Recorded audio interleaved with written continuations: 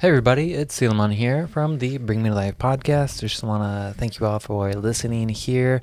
If you could, before we get into the episode, maybe go and rate our podcast, the Bring Me to Life podcast. Share this with a friend or, just really grateful for all of you and hope you enjoy this episode. Welcome to the Bring Me to Life podcast. It's time to wake up and shine on. Hello. Welcome to the Bring Me to Life podcast. How are you today, Sila? I am all right. Doing fine. Grateful to be here. How about you? I'm doing pretty good. Been feeling really good about my self-care practices lately. It's been nice to get back into those so that I can take time to really focus in on what creative projects and dreams I want to bring to life lately. Mm-hmm. That's really important. And if you have a vision, I think that is divine. Yeah. I know in last episode we talked a lot about just different practices to help clear our mind and what that looked like for each of us. And we touched on our different morning practices and how important those series of activities are to keep our mind cleared. And something that is really important to you, I've noticed, is stretching, because if I interrupt it, it seems to just like shake your whole day. Why do you think that stretching and creating that mindful movement practice is so important? Yeah, well, the last few years especially, I've been dealing with a lot of physical health issues. And I've gotten to the point where if I'm feeling healthy in my body, then everything else around me is a lot easier to handle. So being able to stretch and take care of my body in the morning really sets me up for a really good day. Because I don't want to go about my day with my back really hurting, feeling really stiff, and feeling bad that it didn't stretch, or I'm like, I know I need to take care of my body. It's screaming at me. Mm-hmm. But if I don't do it, then a lot of my work won't be as high quality. If I do the thing, I feel good in my body, and I am extra motivated because I did that, and it's like releases those chemicals in your brain when you're like, okay, I worked out my body, I stretched. It releases those chemicals. I feel good. Much more things are going to get done today. I think it just sets you up for a really beautiful day. And, if you stretch every day in the morning, 30 years from now, you're going to be moving a lot better, than if you just don't. Mm. So I keep that in my mind while I'm stretching. Like, if I just do this every day, it's going to keep me moving a lot better. Yeah, I agree. Speaking of movement, when you flail your hands around, be careful because you're moving some of the cameras a little bit. We're just getting used to this whole video thing again, but it's nice to have. So I do think that having that morning practice is important, and you've been inspiring that in me more, so much so that we recently got a new membership to one of the local fitness centers. We'd been going to a gym. Sorry, Planet Fitness, you're a little too far away, and I wasn't feeling the vibe there as much. But I have been really enjoying the new fitness center we've joined, and it's I think it's important to find the spaces you feel good moving in, and the energies you like to be surrounded by, in the activities. So for you do like some yoga, some stretching. Sometimes you dive into some like P90X and stuff like that. Mm-hmm. You got yourself a pull-up bar. I did. I love it. He's obsessed with his pull-up bar right now. You can see me every day. I like almost every time I pass it. Well, yeah, you put it in a space that you have to pass it frequently. You see it frequently. So it inspires you that every time you pass it, you do a few pull-ups and stretch your back out. You also have... it helps my back so much. Yeah, you also have like an inversion table that someone gifted you recently to use. Yeah, Robert's letting me use that, and our friend Robert, and it's really great. I did it right before we went home last night, and It really does help. Like it's amazing. Sometimes it's funny to just walk in and see it's just hanging upside down, and I'm like, whoa, that would be terrifying. It looks like you're in like a crazy spaceship. Yeah. You're like, you look like you're on a, what do you say, like a an ride? Amusement park ride. Yeah. There was this ride when I was a kid that used to like flip you upside down like that. It was like, a UFO, wasn't it? Yeah, and it spun you around. I That love one that did one. it. There were a couple of them. It That was one just, was they were dope. wild. But you inspired me to want to add that to my morning. So in the morning before I get going into the studio and stuff, I've been really trying to at least several days a week go to the fitness center, and different ways to move my body seems to inspire different chemicals in my mind, different pathways open. So I really enjoy riding the bikes because that's something I can do. I can go ride the bike. I know I'm getting my body workout, but I can also sometimes, I'm that girl that checks her emails and does some of the things to start her day while I'm like riding the bike, but at least my body's moving, and it's better than me sitting on the couch and scrolling Facebook, I think. Absolutely. So if I'm going to do the social media things, I'm going to check my email. I'm riding the bike, or I'm running on the treadmill, or there's this like one stair machine that I like that I can like do some of my phone tasks. So I feel like I'm being productive while I'm also caring for my body. And that's a practice I like to do. Another one I've really been enjoying lately is they have a pool, which I think is why I really wanted to sign up there. And I forgot how much I love swimming and how important that was to my inner child. One of my foster homes and grandparents had like a small pool. It wasn't anything big. It was just like a really small little 3-foot pool, but I could like stretch my body in it. And I used to just like swim laps in that, and it's very nostalgic, but also my body always feels so much more both tired and energized. I didn't know that that was possible, but like you can tell that I used energy, but it like kicks in the inspirational energy of like, I did that, now I can go and get the rest of my work done or work on a project that I'm really inspired about. So that's been really powerful. And then the other one that's really been nice to unlock again is dancing. I started going to like a weekly dance class that's like a workout dance class, but like seeing how excited other participants also get to like dance and move their body, and like the different unique ways you can move your body to keep it just both fit but active, so that I'm not just sitting at my computer or at my easel every day, because both of those can really hurt my back and my tailbone and stuff like that. So like being able to stretch and go do these things has been really important to my creative practice lately. Right. It can help so much, and it is, life's a paradox. You expend energy to work out, but yet you feel more energized when you do it. And I think that's part of those chemicals that get released in your brain, all those endorphins and everything, and just feeling really good for getting that workout. And, it's amazing. It's incredible, all the benefits that can come.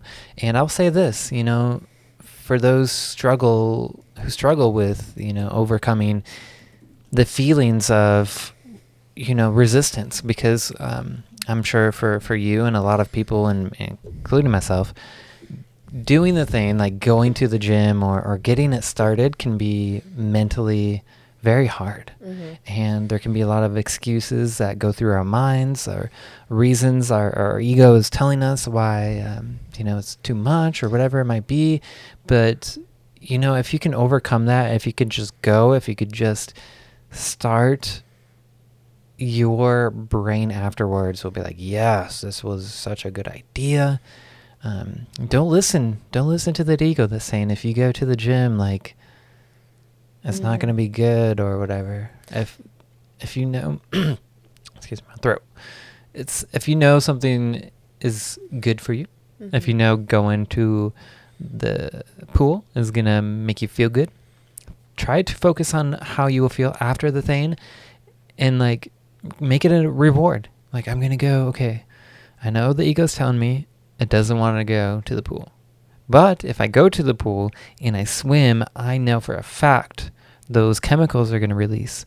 I'm going to feel good. The rest of my day is going to be better. All of the work that I do for the rest of this day is going to be much better because I did the thing, the chemicals came, and I feel so much better.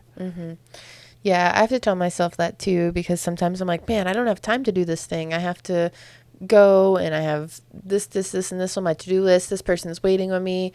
But I've really tried to remind myself that every 10 minutes matters. Like every time you focus 10 minutes on something, it matters.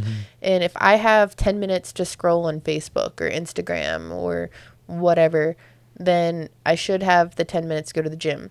Now, that being said, you know, you got to travel there, you got to come back, sometimes you got to shower. So there is like some time restraints for people, and not everyone can just be like, oh, I'm going to go do this. They have like certain, you know, hour jobs and whatnot. But like finding whatever that thing is that can help you out. Like you have your pull-up bar. Yeah, and you don't have to go anywhere. I don't have to go anywhere for it. And it wasn't really that, you know, that expensive. And every morning I get up, I kind of like just hang on it. Sometimes I just hang on it, and it like really stretches my back out, and it kind of like aligns my back, which my back has been bothering me for a while. So yeah, I think it's important to set yourself up for success and figure out what's going to work for you.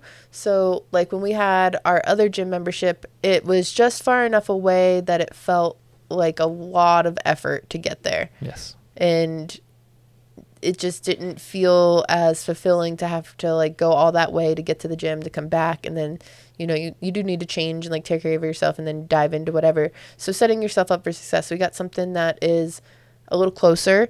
You got your different things you can do at home. Like in the morning, you don't need to go anywhere. You just get your yoga mat out, you stretch, you hang out with the cats. They stretch with you. It's real cute. And yeah, the P90X is a really good workout. Yeah. I saw this thing recently and I kind of want to get one. One of my friends told me about it, but it's like, it's kind of like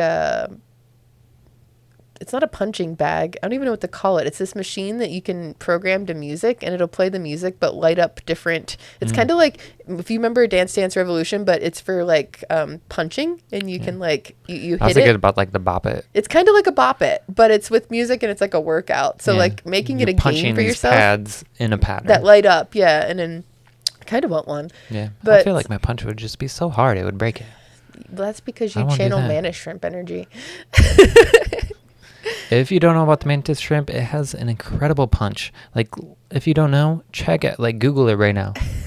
the mantis shrimp punch, it's ridiculous. Want to see those spirit animals is the mantis shrimp. And he gets in this energy where he's just like, and it's just like, I don't know. It's cute. They're sick, dude. They're super colorful. They can see, and we have like how many color spectrum? Like, how many primary colors can we see? I should know this, but you just put me on the spot. Like 3 or 4. Oh, the primary colors? Yeah. We have, they can see many more colors. Right. But that is debunked that it's not as many as we thought. But they have a lot more colors that they can see. They can see, you know, colors that we can't. So that's super, super sick. Not only that, they punch us so hard, dude. But anyway, setting yourself up for success. Yes. With your mindful movement practices is really important. So I mindfully move like a mantis shrimp sometimes. You do, and that's a somatic release. So you're shaking everything. When Silu does these different movement practices, and he turns into his mantis shrimp energy, it's a somatic release. And that's something that a lot of people actually have.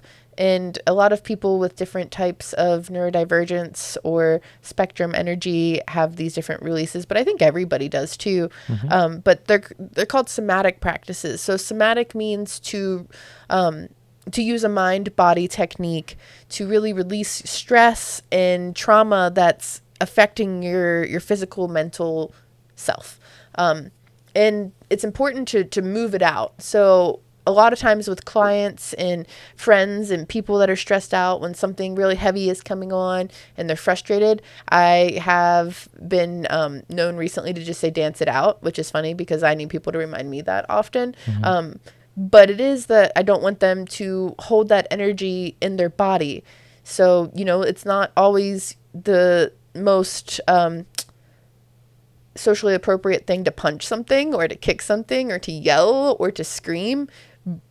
But you can wiggle and you can shake your body and you can, you know, do a jumping jack or run in place. You have this like little trot that you do that is part of your mantis shrimp energy. That's when I get excited. When he gets excited. I get like upset or I need a physical release, that's a different situation. Right. And you see animals do it too. So like our one cat has this like special trot that she does when she's really excited or if she's frustrated too. So it's not just when you're frustrated, it's also when you're excited. There's a way that you have to like release that energy and like it elevates your mindset or like releases it from your body in a way that you can recognize it, which I think is just really important to be aware that we have these somatic releases that need to happen, or we just hold on to things. So sometimes we do need to yell, and it's hard because like I'm somebody who has a PTSD response to people when they yell or they squeal, whether it's in excitement or if it's in anger. So a better way to release that is to just shake it out of our body. So when I get up on stage a lot, and I feel my nerves setting in, I'll ask everybody to shake it out with me. And it kind of puts them all into a mindset that they ease into their body so that they can actually focus on what I'm saying. So that's like a speaker trick that I learned to help calm my nervous system, as well as to get others' nervous systems ready to focus on whatever I'm about to channel into their realm. So, yeah. What are some other mindful movement practices that you enjoy? Mindful movement practices? Yeah. So like hiking and things like that. That's another one. Hiking's really fun. Getting into nature. Nature is amazing. I love climbing things, so Me I would too. say that's definitely, something that I really enjoy. Climbing trees, climbing rocks. You like to jog and go on runs? I do like to jog. I used to run a lot. But I was realizing I was burning too many calories because I wasn't, consuming as much as I was burning through those runs. And I know you say sometimes like counting calories isn't important, but I was running way too far for as little as I was eating. So I've kind of like shortened up my jogs and put a little bit more emphasis on strength training. And so, I mean, like as you grow, you'll start to find really kind of like fine tune what your body needs, and then be able to pick up practices that help those. So I'll go for a jog, and I'll jog for like 2 blocks, and it's really nice. It helps me to warm up my body. I stretch after. That feels amazing. And then I could do a little workout, like a 15-minute weightlifting workout, and bam, I'm ready to go, dude. I do like a lot of sports. I'm a sporty kind of person, so I like to just like, I don't know, a lot of movement. I'm trying to think of like some of my favorite sports. Disc golf is amazing. Disc golf is great because you get to go into nature. It's chill. You can hang out with your friends. Disc golf's amazing. Yeah, yesterday you were doing some like racquetball or something. Yeah, so at the fitness center that you were talking about, they have a racquetball room, and I've just kind of like looked at it every time we've gone in there, and so I asked if they had the equipment. They gave me the equipment. I was in there. I don't know how long we were in there for. Maybe 20 minutes. We were in there for 35 minutes because I do a 30-minute bike practice and then a breathwork meditation. So we were there for at least a half hour. Okay, cool. Yeah, I was just hitting the ball at the wall, and it was fun. I felt like the more I was there hitting the ball, the more I got into it, the more I started moving my body. And like near the end, I was sprinting as fast as I could to get to the ball so I could hit it at the wall as hard as I could, dude. And whacking that ball really hard was such a great release. Yeah, and you had inspired some other people. You said you had some people that were just like passing by, like, yeah, there was a father and son, and they just like stopped, and I could like see them out of the corner of my eye, and I was like, oh no, people are like waiting on me.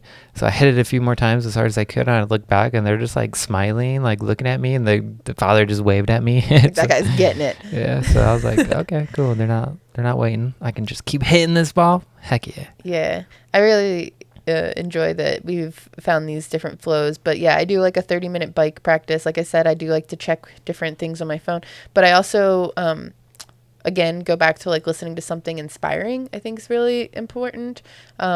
I have listened to different talks, podcasts, and things, and I feel like that helps me more than music, because I can listen to music and then get stuck watching the time that I've been like on a certain machine or thinking about that. But if I listen to, like a 20 or 30 minute inspiring video or talk or discussion or podcast, then I find myself kind of like pushing myself harder, and it's like I want to get to the end of this episode or the end of this thing rather than just like listening to music, which there's certain days call for different kind of stimulation in the brain, but that's just a trick that has helped me recently.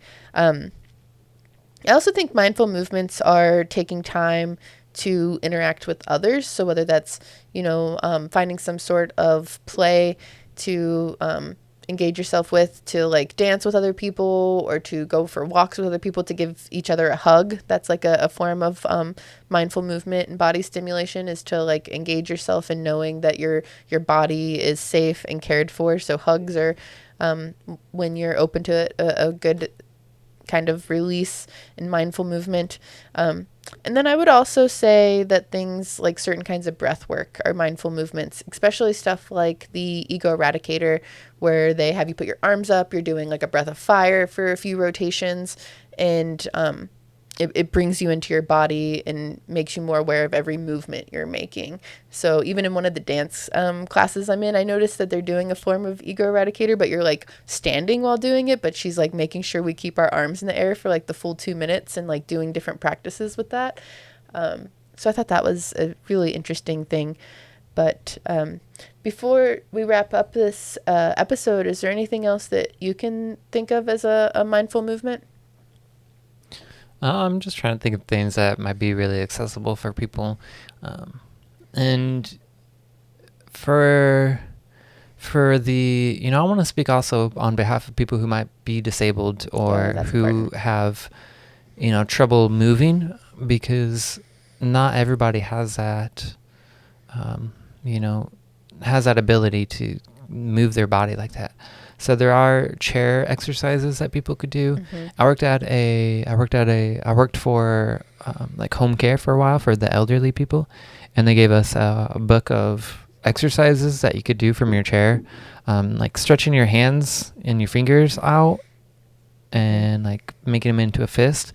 Doing that a few times is really nice. Wiggling your fingers is something that you could do if you're in a chair.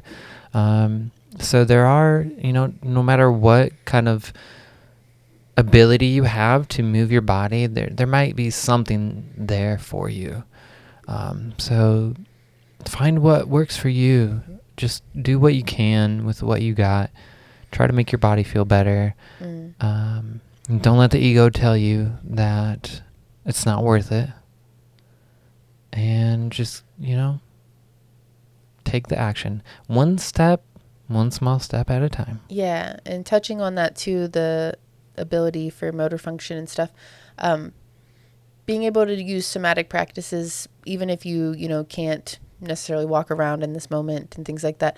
There's EMDR, which is the process of rapid eye movements, which is also a mindful movement, and allowing yourself to process trauma. So there's different meditations you can look up for that, if that's something you're interested in. I don't want to speak too much on it because I'm not fully trained, but I am aware that there's these practices that you can do with your eyes that helps like unlock things, as well as the visualization of doing movement practices. They say that people who visualize themselves working out or doing things sometimes also receive that same kind of receptor in your body, because you're kind of convincing your body in a way with the placebo effect that, you ran 5 miles that day and things like that. So it's something I've been playing with, is like visualizing myself even days that I can't get out, like having a really good workout.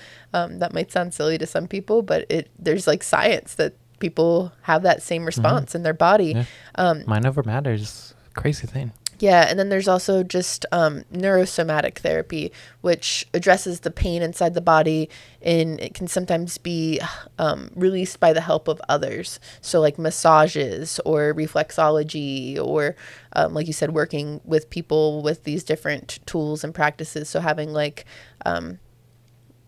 just somebody that can help you work through that. So beautiful. I think that's really powerful. And then exploring your your thoughts and feelings through different body sensations. I can't remember if we talked about it on this podcast or a previous one, where engaging all of your senses is really important to helping release things and to create that mindful movement practice, or just helping so that you're not holding on to it in your body.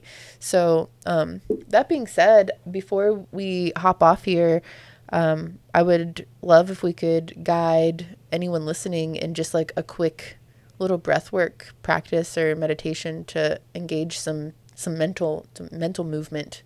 Is that something you feel called to guide us on? Sure. So no matter where you are, unless you're driving, if you're driving, please just stay focused on the road. Yeah. Be mindful of your environment if you need to be, and just be careful. But if you're able to, let's just all kind of like hone in on our breathing. Just being mindful of our breath, kind of follow the oxygen as it flows through your body. We're just kind of grounding into our bodies right now. How does it feel? What sensations are going on? Just notice those as you breathe. And if you're able to think of one movement, and you could do this movement physically or you could do it in your mind, but what movement comes to you? Maybe you want to stretch your hands. Maybe you want to stretch your arms out.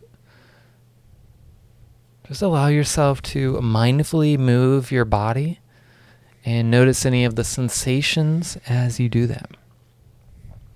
If you're doing them in your mind, just imagine what kind of sensations are flowing through your body as you imagine yourself moving. And remember, like Shannon said, there is scientific evidence that visualizing our bodies moving actually impacts our physical body.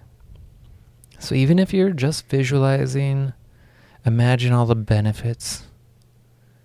Maybe your brain releases a few chemicals. Take a moment to breathe in anything that your body needs right now.